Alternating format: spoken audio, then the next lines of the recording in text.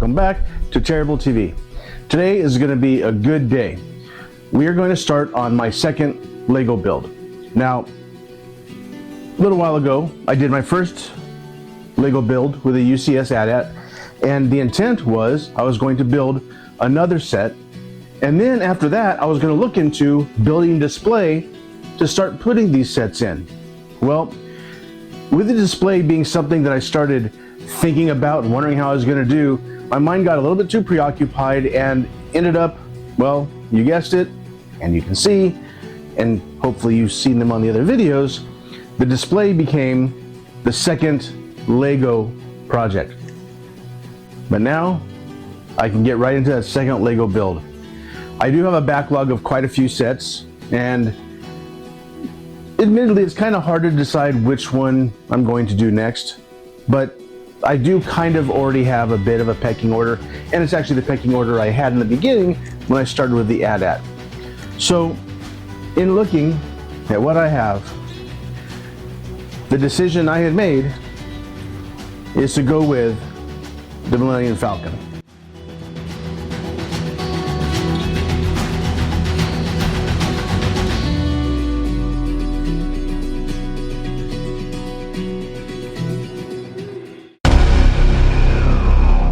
Iconic is just not a big enough descriptor to serve justice for the Millennium Falcon.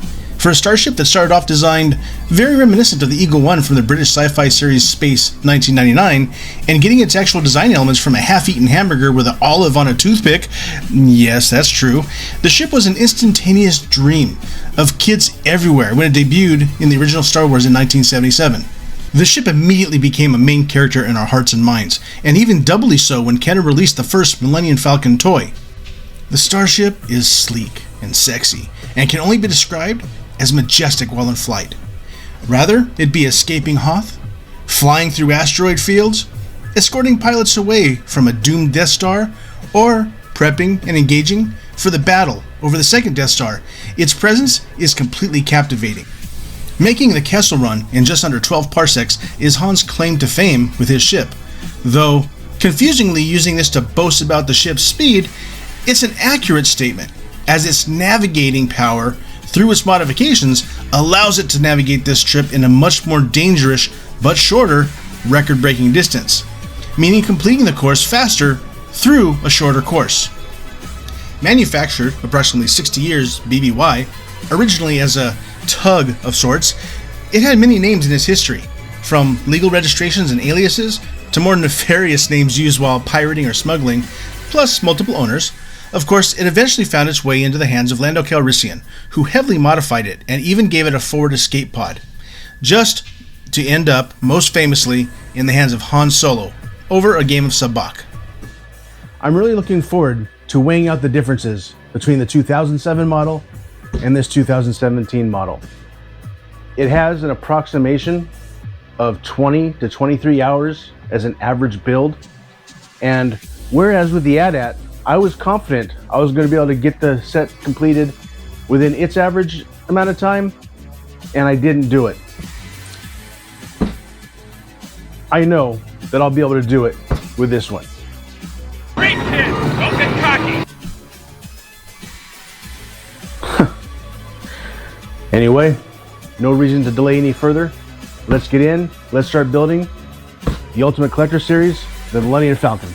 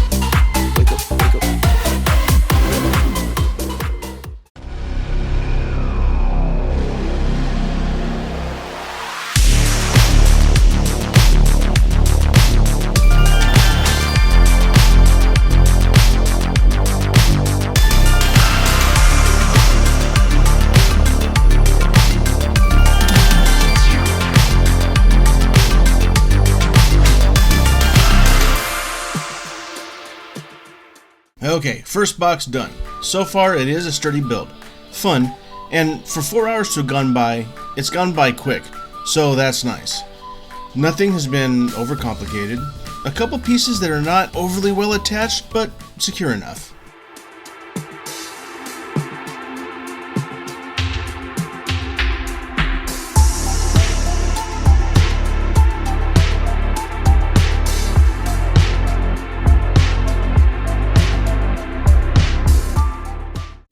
Okay, progress check. The minifigs have started to arrive, starting with the Empire Strikes Back lineup, which definitely puts a smile on my face. The back end of the Falcon is also starting to take shape. I recall the original 2007 model being much more tedious in this. I'm liking the updates so far. Speaking of updates, these interiors are really clever and a joy to construct. Such absolutely amazing imagination in these designs. The landing pads are very similar to the older model, though not exact. But if it ain't broke, don't fix it. And here's a small preview of the aftermarket stand I intend to use with this Falcon.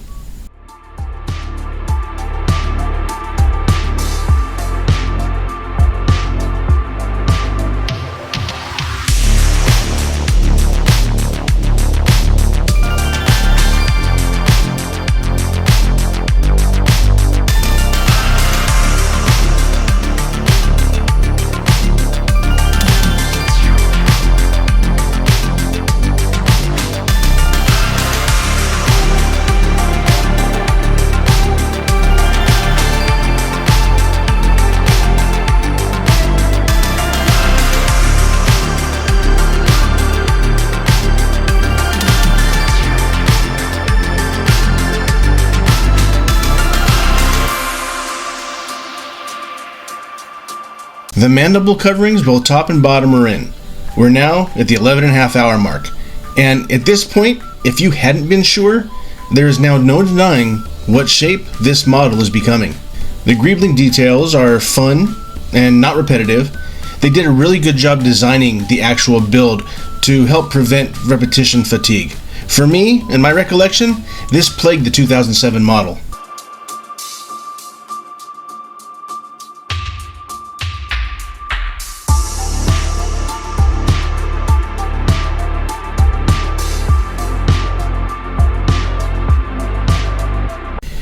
Now the tough part.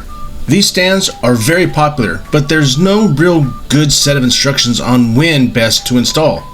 The main instructions say do it after the build, but you would need 2 people and it's really very unstable. So the community said it's good to install once the bottom covers are in. So that's what I'm choosing to do. Turns out using the very front of the ship is a very sturdy place for it to hold the weight while I was trying to get accustomed to how I was going to present this onto the stand. Initially I thought I was going to be able to reinstall all the landing pads after the stand was in, but alas, that is not going to be the case. So I'm going to have to nix 2 of them once I get this all up and ready to go. I did have to fiddle around with it a little bit to be able to get all the landing pads minus the 2 up there, but eventually I found the sweet spot, and I'll tell you, it's really cool and very sturdy. Here you can see the underside with the new plexiglass stand attached. This stand really lessens the footprint needed to display this onto a shelf.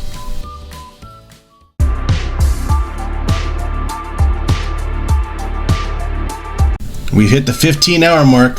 I've got 7 hours to complete it if I'm going to make it into the average that I'm hoping to do. I don't know. There's a lot of little pieces left. But, as a wise man once said, she is a beaut, Clark.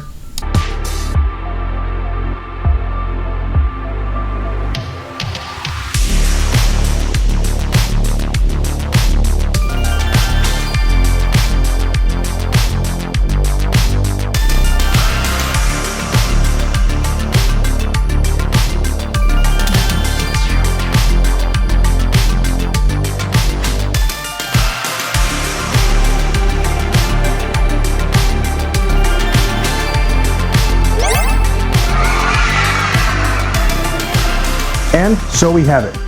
With the completion of this newest version of the Millennium Falcon UCS, I have to start by comparing it to the 2007 version. My recollection of this version was there were a lot more areas of very tedious design elements that really kind of wore thin on me. There was repetition that I got kind of bored with. The assembly of the greebling and all that, just again, to the way that I remember it, I didn't have a lot of fun building this one that first time. This new version, however, I will tell you, I had fun with it from the beginning to end.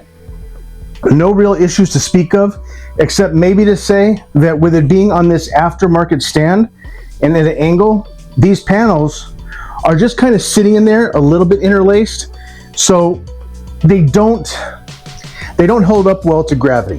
I had to kind of reposition them a couple times, and once I move this into the display, I'm sure I'll have to do it again because they do move around, slide, and leaving gaps. But that is not the fault of the model. The model was made to be on its landing pads. I chose to be on this angled stand, so can't fault the model for that. But there was no times where I felt like I was having repetition fatigue. There's no points where I was bored of the model. This was a fun build through and through. I was kind of scared putting it on the model because I had heard that the Falcon likes to fall apart. Now, definitely, if you're putting it together after it's fully completed, I could see that being the case. But even having it stand on its mandibles upright was very sturdy. I was able to manipulate it around. So all in all, I cannot complain about a thing. So where would I put my ratings on the 2017 Millennium Falcon UCS? Expectation versus reality. Given that I was not overly looking forward to this because of how I remembered the original 2007 build was, I got to give this a 4.5. It really exceeded what I was expecting. For its posability or shelf presence, it's a 3.5 flat, but man, on this stand, it's a 4.5. It is really dynamic looking on this aftermarket display. At 11.2 cents per piece, about 1.2 pennies more than the 2007 model, it's still a pretty good value and on par for Star Wars brand. And given its retirement this year, the cost is only going to go up. There is not much I can really complain about. A little bit on the price per piece being a little bit higher for Star Wars models, but a 4.25 is a perfect score for this kit. It is really a lot of fun. At the time of recording this, it was just revealed that in 2027, for Star Wars' anniversary, we may be getting yet a third version of Millennium Falcon in UCS form. This is cool. I'm okay with this. The fact that I just got it recently, but it's been out since 2017, it just happenstance that I finished building this one just as the next one was being announced. I will get that one, I will build it, and I will have a comparison. And in fact, I've already decided that upon that third release, if in fact it's true, I will also build the first one over again and have a three-way comparison between the three. This one absolutely is a step up from the last one. So I'm really excited to see what this new version could hold for me, if in fact it's true. And with that, we'll call this video a close. I hope you enjoyed this build video. Hope you liked the trivia. Wasn't too hard. And hope you join me next time for my next UCS build, which at this point, I do believe is going to be the UCS Razor Crest. So, just remember, you can do anything in life you want to. All you got to do is stare at it for a little while. Till next time.